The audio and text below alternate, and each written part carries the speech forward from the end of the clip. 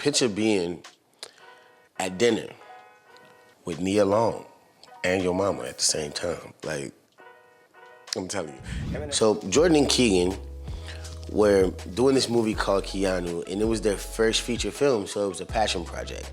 Peter Atencio was set to direct, and you just can't find energy like that because he had did most of their skits and all of that. So they had this camaraderie that they had just built over years. So this was like a different level, you know? These guys were really just in sync with each other and just really ready to kill something. A quick piece of advice. If you want to really do great films, and if you want the cheat sheet to doing great films, do passion projects. They should be important to people. Okay. So even though this movie was an all-out comedy, they brought out the heavy guns to make sure it had the right amount of reality and just the right amount of ridiculous. They had Tiffany Haddish, Louis Guzman, myself, Jamar Neighbors, Nia Long, Method Man, etc. You know what I mean? Like it goes on and on, the list goes on and on, but it was just a hungry cast and everybody was really dope and everybody was really powerful. And I think it evened the film out very well. It feels very real and very grounded, but also very fucking ridiculous, you know, which is Key and Peele. Disclaimer. Before I even get into Keanu, it was the hardest movie that I ever shot in my life because Jordan Peele and Keegan-Michael Key are arguably two of the funniest people I ever met in my life. And it's hard to stare somebody in the eyes that is naturally that foolish and not laugh. These niggas is stupid. We shot this movie in New Orleans and I'm forever thankful for that because for the first time, I could be a tourist in my own city and really see the beauty that everybody else travels from all over the world to come see. Because New Orleans has a vicious underbelly and we've been the murder capital of the world several times, you know, and it has just a lot of darkness in it. So to be able to see what everybody else sees was really, really nice, you know? It was really nice. It was also really dope to shoot in New Orleans because, you know, I got to be like the tour guide and show them all kinds of different places and where I grew up and dope restaurants and, oh man, it was just a real family affair. Like, picture being at dinner with Nia Long and your mama at the same time. Like, I'm telling you. And, you know, Nia she's great. She's so dope. I remember she told my mama, you know, if I was about 25 years younger, your son, I was like, ma'am, you don't have to be younger. I mean, we could figure this out. You know what I'm saying? I'm pretty sure that she wouldn't mind. You know what I mean? Like in some scenarios, maybe. You know what I mean? But this one, I think she would have made an exception for you. You know, but there was also some really dark times. You know, because as we moved around the city, I think people started to see more and more that I was really taking this serious and I was making moves that was gonna change my life. And a lot of times when you come from the same environment as somebody else and you start with the same tools as them and you end up going here and they're still on the same level, it's hard for them to accept that. You know, they turn into a whole different type of hater. Me and Tiffany Haddish stayed in the same hotel, right? So a lot of times we would just hang out and just talk. And she used to give me like a lot of relationship advice because she had a boyfriend, right?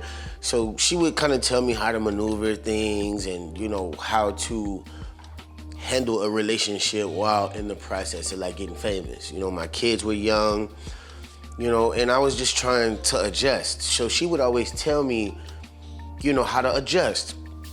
But, you know, we all know Tiffany Haddish. She had a past that was a little rough around the edges. You know, comedians, a lot of comedians got fucked up lives, you know, and fucked up stories. And they laugh their way through it, which is how they become who they are. And Tiffany is one of those people.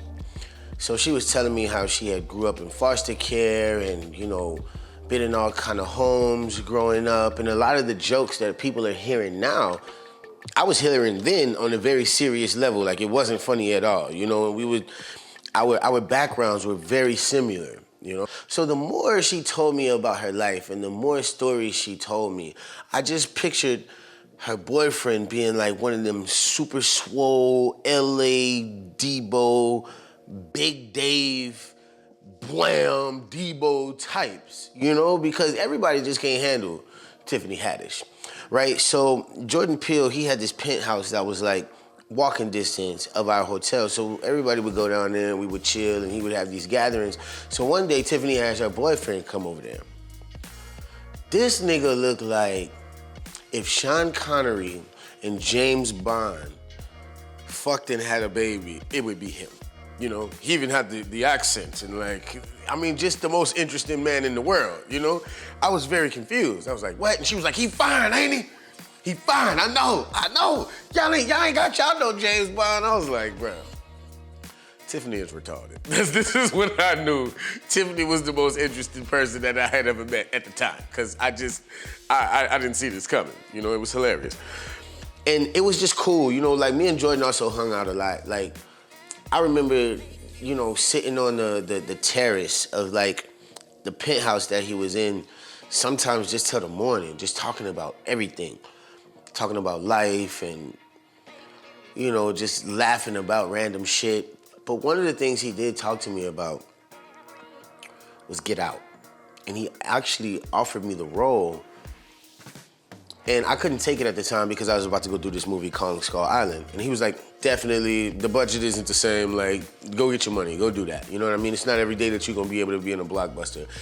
But this movie is about to be dope, right? So he actually ended up giving, you know, my part to Lakeith Stanfield.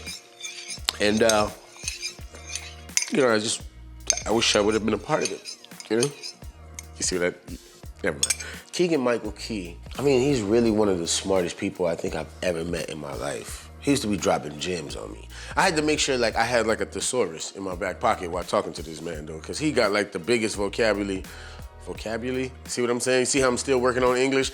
That's not him. This dude, I mean, he knows pieces of the brain. Like, it's just amazing to see somebody this smart, you know? And he dropped a lot of gems. So something that stuck with me that he said was, you know, the changes that you have to make in your life on this road to being successful aren't written down anywhere. Like, now that you're famous, nobody's gonna pull out the book and say, this is how your life is gonna go for the next 10 years. So never let anybody who isn't in the driver's seat tell you where to go. And I was like, damn, that was some real shit. You know, because I think a lot of times people, they think just because they've driven a Ferrari that they understand horsepower. And when you riding on a horse, you don't understand that this horse has a mind of its own. So even if you do have a car that can run faster, this horse that I'm riding has a mind of its own. You know, so it was a lot different, you know, and he was just a really smart, lovable guy. You know, I love that guy forever, man. Thank you, Keegan-Michael Key, for being who you are. You're like a sensei. I'm like Daniel-san. You like that? I know you do. HollywoodBS just heating up. And it's gonna get hotter. You know, if you wanna see more, you can just click the video. It's, you know, it's somewhere. But, you know, like, share, subscribe. Turn your notifications on, baby. It's gonna get hotter.